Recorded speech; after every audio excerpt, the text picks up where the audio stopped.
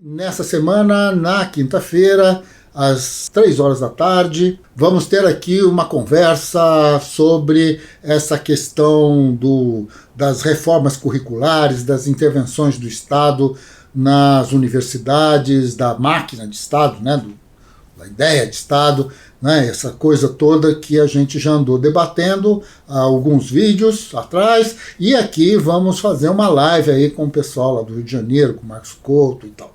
Mas eu vou dar mais detalhes, vou passar para vocês o cartazinho, a forma de acessar. Sem dúvida nenhuma vamos ter essa live aqui no nosso canal, ela vai estar disponível para que vocês possam acompanhar, né? E, será um prazer tê-los aqui também na quinta-feira à tarde.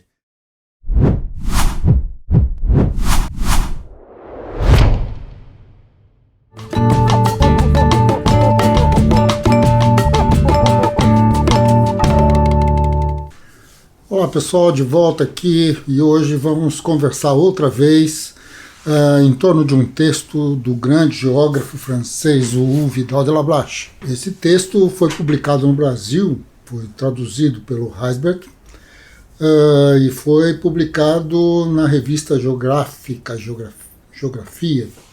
Deixa eu só conferir aqui o nome, que é a revista Geografia, com PH. E ela é de 2001, é uma revista publicada pela Universidade Federal Fluminense, e esse texto vocês podem encontrar aí na internet, eu imagino, e vamos conversar um pouco sobre isso, okay? Sobre essas proposições que foram feitas num texto que Vidal chamou de O Princípio da Geografia Geral. Vocês, acho que quem está acostumado com a literatura geográfica sabe muito bem que o pensamento geográfico brasileiro tem uma influência extremamente importante da escola francesa. E essa escola francesa, por sua vez, é uma, aspas, criação, digamos, de Vidal de Lablache, claro, com mais gente e tal, mas de qualquer maneira é um processo de construção de um pensamento, de uma grande escola da geografia, que influencia até hoje o pensamento geográfico em muitos lugares do mundo, e que, não há como discutir os fundamentos teórico-metodológicos da geografia sem, vez ou outra, nos reportarmos ao Vidal de Lablache. E vamos fazer isso hoje outra vez, né? A gente já andou discutindo um pouco um outro texto dele, e dessa vez a ideia é essa questão da geografia geral em contraposição à geografia especial, isto é, a relação que existe entre você discutir um determinado lugar muito restrito, muito bem definido, um determinado aspecto, e você estudar a Terra como um todo, enquanto um sistema geral. Quer dizer, ele vai então fazer uma espécie de história do pensamento. É um texto relativamente curto, com passagens bastante abruptas de determinados momentos históricos para outros, mas de qualquer maneira ele tenta aí defender uma tese. Vamos ver basicamente qual é a questão. O ponto de partida do texto, ele nos diz que a ideia de que a Terra é um todo, no qual as partes estão coordenadas, proporciona à geografia um princípio de método, cuja fecundidade aparece melhor à medida em que se amplia a sua aplicação. Este é o nosso ponto de partida, o ponto de partida dele, e a ideia fundamental, até onde a gente pode compreender, é que nós estamos, ou o Vidal está se referindo à ideia de que o planeta como um todo, ele é interdeterminado, isto é, não importa o que aconteça num determinado lugar, que os outros lugares também sofrerão consequências, e vice-versa. E assim nós poderemos imaginar então a Terra como um verdadeiro sistema, um sistema único, alguma coisa que teria no seu processo, digamos, uma unidade que não pode ser rompida. Por outro lado, não é possível, e ele vai fazer a crítica nesse sentido, não é possível que a gente tenha um bom estudo geográfico se a nossa perspectiva, então, é estudar um determinado pedacinho, um determinado aspecto, sem fazer esta relação com o todo. Vamos ver como é que isso se dá, né? Logo no primeiro item e tal, ele vai dizer o seguinte: a ideia da unidade terrestre não foi estranha à antiguidade grega. Ele vai atrás disso para mostrar, então, que no final das contas ele não está inventando ou reinventando a roda. Confusa entre os primeiros teóricos da geografia, penso aqui nos sábios jônicos, que mais de 6 séculos antes da nossa era raciocinavam sobre as causas físicas dos fenômenos. A concepção de um conjunto ordenado em que as coisas devem seu caráter ao lugar que ocupam, torna-se mais exata no momento em que a noção de esfericidade da Terra introduz-se na ciência. Estamos aqui falando dos gregos, e Vidal está falando do grego, está falando que naquela época já se falava da Terra esférica. Nós sabemos disso, não é verdade? Claro, existe gente que tem dúvidas, mas de qualquer maneira isso é uma realidade. O que é fundamental entendermos aqui é que o que Vidal de Lablache está nos colocando é esta necessidade que os pré-socráticos de alguma maneira tiveram em buscar algum tipo de unidade que estabelecesse esta relação do ponto de vista conceitual, que pudesse explicar todos os fenômenos da Terra. Esta relação com a água, com o fogo, com o ar, a terra, como Aristóteles chegou a fazer, mas muito antes disso, essa relação entre o amor e o ódio. Esse conjunto de questões, algumas delas mais associadas aos deuses, outras não tanto, ou não tem essa clareza, mas que de qualquer maneira o que se estabelece no pensamento grego clássico é a busca de um determinado conjunto de ideias que, associando umas às outras, nós poderíamos então ter a explicação sobre todos os fenômenos, sobre a vida, a morte, sobre as coisas que são mais ásperas e mais lisas, mais isso, mais aquilo. Então, essa é a questão. De qualquer forma, a grande postura, o grande posicionamento de Lablache nesse momento é identificar que por trás de tudo isso existe então uma demanda, uma necessidade dos gregos de buscarem esse tipo de coisa. E de uma forma razoavelmente confusa, segundo ele. Ele não explica de onde vem essa confusão, mas ele vai nos dizer então que existe essa intenção tem lá suas dificuldades, suas fragilidades, e ele vai dizer que o grande mérito das escolas de Eratóstenes e de Ptolomeu foi o de manter aberta a via científica através do estudo geral da Terra. Isto é, paulatinamente, para além destas ideias mais centrais que dariam unidade a tudo, existe uma certa busca da empiria, a busca de informações, a busca de falar de uma terra que de alguma maneira pudesse ser reconhecida por aqueles que nela vivem. Então essa busca, não é, como no caso dos dois citados aqui, o Eratóstenes e o Ptolomeu, essa busca ela se dá de uma forma extremamente interessante.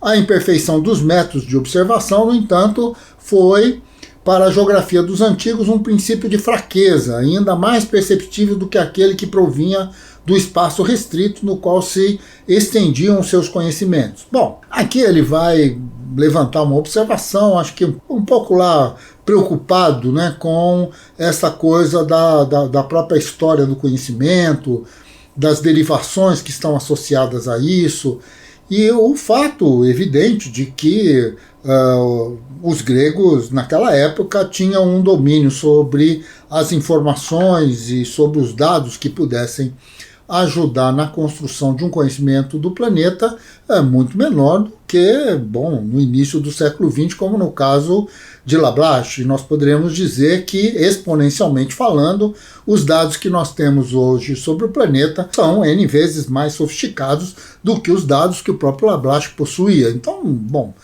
nada aí é muito novo.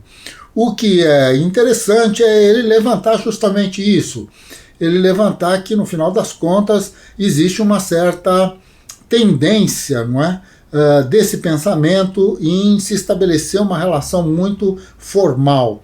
Então, num determinado momento do texto, ele vai nos afirmar que se diria, então, que as terras, todos os lugares do mundo que estivessem dominados por um determinado paralelo, por uma determinada latitude, todos eles teriam, então, o mesmo clima, o mesmo comportamento, o mesmo tipo de solo, o mesmo ambiente, né, de uma maneira geral. Então, nesse sentido, ele vai dizer, bom, isso é uma simplificação, existem muitos estudos, se tivessem observado com mais clareza os diferentes povos que à margem do próprio Mediterrâneo, iria se perceber, então, que apesar de se estar em paralelos relativamente semelhantes, o que se tem são climas e, bom, vegetação, população, cor de pele, coisas, etc. e tal, que são muito diferentes. E aí ele vai dizer que, bom, o que vai acontecendo, então, a partir desse momento, a partir dos gregos e com o advento,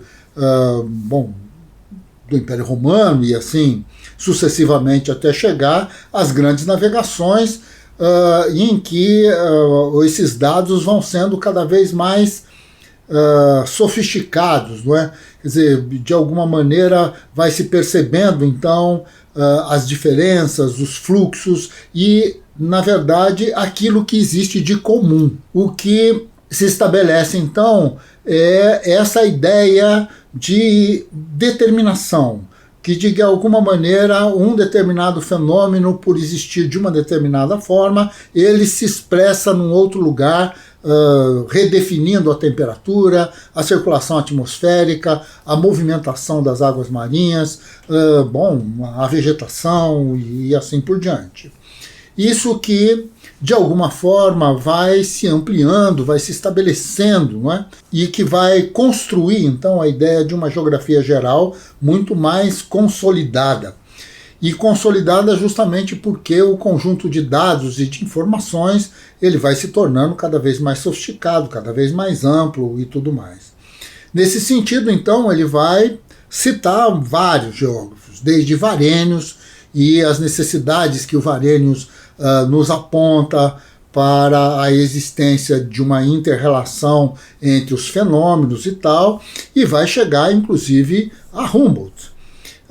E depois a Ritter. Bom, ele vai estabelecer um conjunto aqui de relações e vai definir, assim, com Humboldt, acho que de uma forma bastante interessante e importante, o papel de Humboldt nesse sentido, de ser um observador da particularidade, inclusive das singularidades do mundo e tal, mas a busca incessante de determinações genéricas que pudessem explicar aquela especificidade. E a busca também de em que maneira, de que forma tais especificidades poderiam então interferir na tal das relações gerais que seria então a tal da geografia geral do planeta.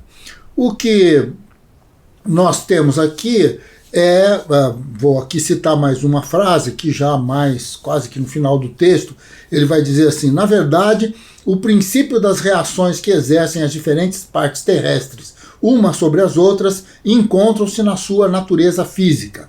Daí essas análises pacientes em que Ritter passa minuciosamente em revista todos os traços físicos próprios que irão imprimir uma certa impulsão à atividade da natureza e do homem. Quando nós pensamos nesse tipo de coisa, né, nesse ponto de partida, no que é como, na verdade, existir num determinado lugar do ponto de vista dessa geografia do final do século XIX, começo do XX, existir num determinado lugar e ter, então, determinados comportamentos,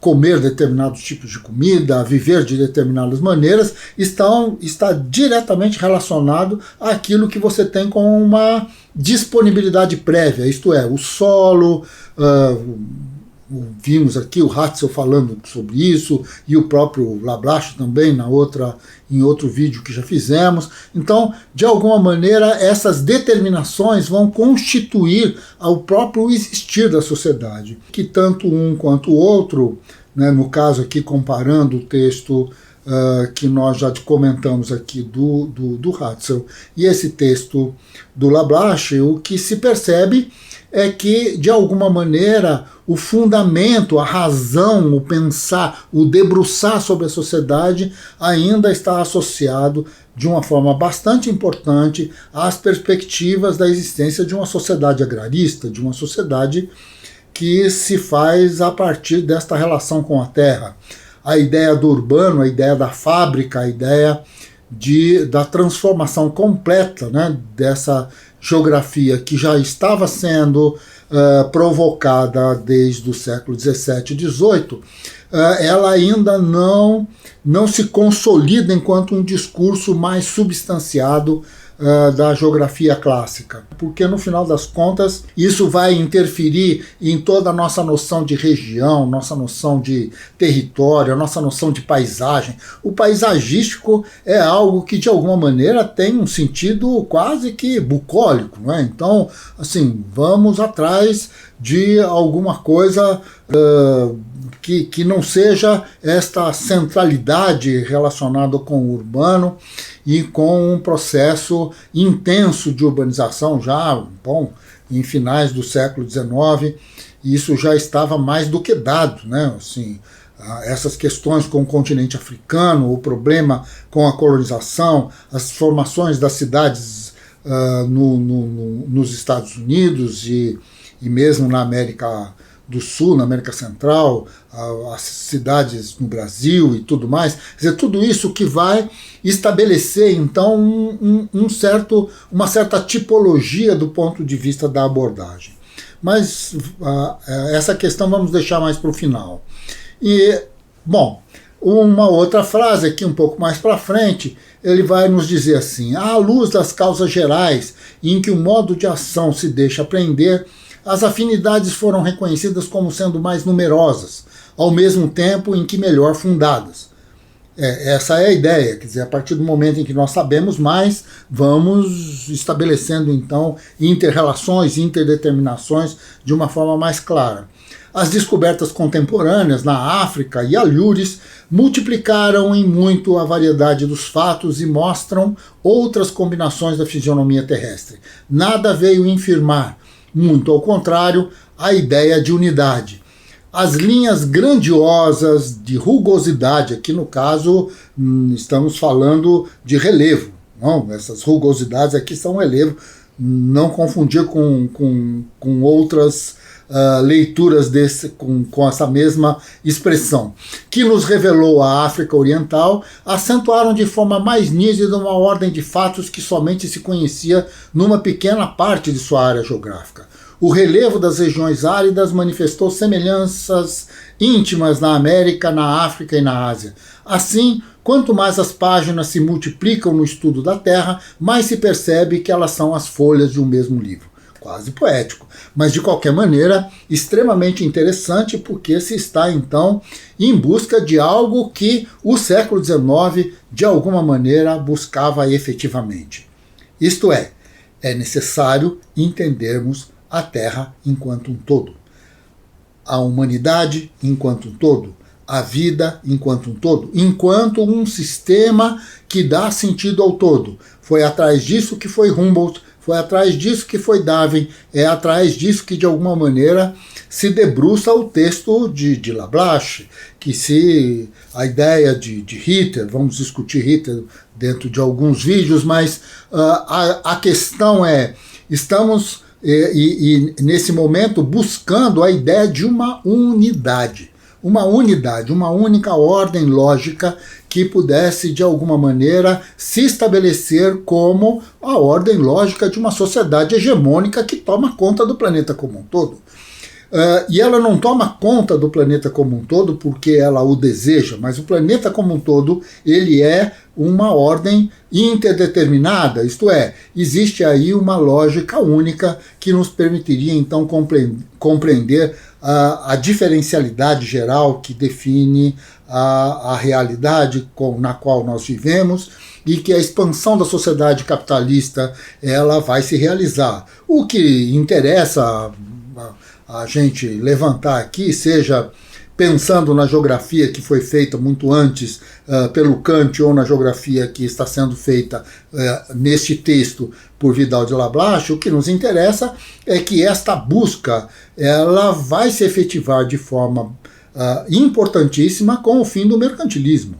É interessante a gente levantar esse aspecto, porque veja bem, o fim do mercantilismo, a Revolução Industrial Inglesa, o processo de cercamento de terras na Inglaterra, o processo de urbanização generalizado que vai se repercutir nas grandes urbes da Europa continental, no caso fundamentalmente na França e depois na Alemanha e tal, a existência de um conjunto de fábricas, a proletarização generalizada, a ideia de um grande mercado, um mundo de mercadoria que se estabelece para o planeta como um todo, não é? A ideia, então, de que era possível transformar o trabalho escravo num trabalho produtor de mercadorias e de acumulação de capitais, e depois tudo isso vai ser criticado e vai ser transformado, porque há uma necessidade de outras relações sociais, mas independentemente deste conjunto de pequenas diferenças e mazelas e variáveis que estão colocadas para a história do capitalismo, uma questão é certa.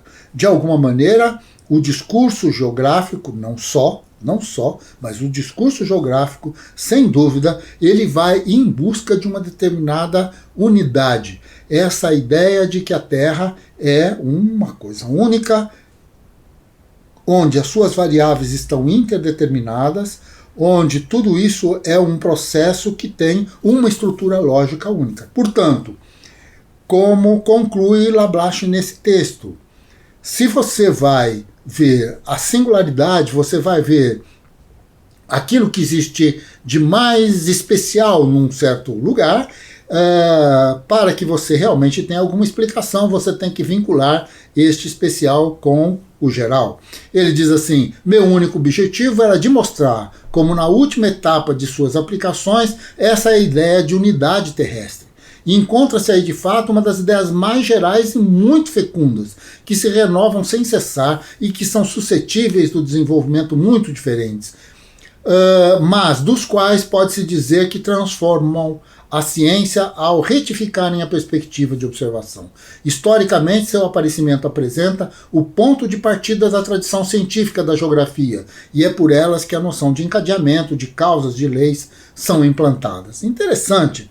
A ideia de que, de alguma forma, você construir uma ciência e você ir atrás de leis, ela está dada, está nesse texto, está em outros, está na ideia desde as leis da gravidade até as leis divinas anteriores a isso, e, bom, as leis da tal da ciência que vem de lá para cá e as nossas dúvidas cruéis que a cada certeza dessa vão produzindo, não? Então, nesse sentido, acho que queria aqui colocar a dúvida, não? Depois de tudo isso. A dúvida cruel no seguinte sentido: quando eu escolho uma determinada parcela e vou tentar vincular então essa parcela com a totalidade, como que eu faço essa escolha? Quer dizer, o que é que determina então a ação do sujeito, se essa ação é a ação de uma área, se ela é a ação de um sistema, se ela é a ação de um processo, e em que medida isso é geografia. Quer dizer, em que sentido as relações topológicas estão associadas a esta construção. Porque, de alguma maneira, a ideia de sistema, a ideia de que a Terra é uma totalidade, etc. e tal, ela também está colocada, nessa época, para a biologia, não é? Está colocada para a química, que estava aí florescendo, nascendo, e assim por diante, para a tal da economia política, para a sociologia, que vai tentar controlar de alguma maneira o pensamento de Vidal de Lablache nesses confrontos tais que aconteceram nas universidades francesas. Bom, de alguma maneira, essa questão está colocada, da mesma maneira que o conceito de paisagem me cria uma generalidade impossível de eu entender exatamente por onde que eu começo a ler e onde eu termino. A ideia, então, de uma geografia geral, ela padece do mesmo dilema. Muito bem, vamos a um próximo vídeo. Espero que vocês continuem conosco. Muito obrigado por estarem aqui. Vou dar aqui um recado, depois na quarta-feira volto com mais detalhes, mas nessa semana, na quinta-feira, às 3 horas da tarde, vamos ter aqui uma conversa sobre essa questão das reformas curriculares, das intervenções do Estado nas universidades, da máquina de Estado, né, da ideia de Estado, né, essa coisa toda que a gente já andou debatendo há alguns vídeos atrás, e aqui vamos fazer uma live aí com o pessoal lá do Rio de Janeiro, com o Marcos Couto e tal. Mas eu vou dar mais detalhes, vou passar para vocês o cartazinho, bom, a forma de acessar. Sem dúvida nenhuma vamos ter essa live aqui no nosso canal, ela vai estar disponível para que vocês possam acompanhar, né? E, bom, será um prazer tê-los aqui também na quinta-feira à tarde. Um abraço a todos, a todas e, bom, obrigado pelo nosso encontro aqui. Até mais.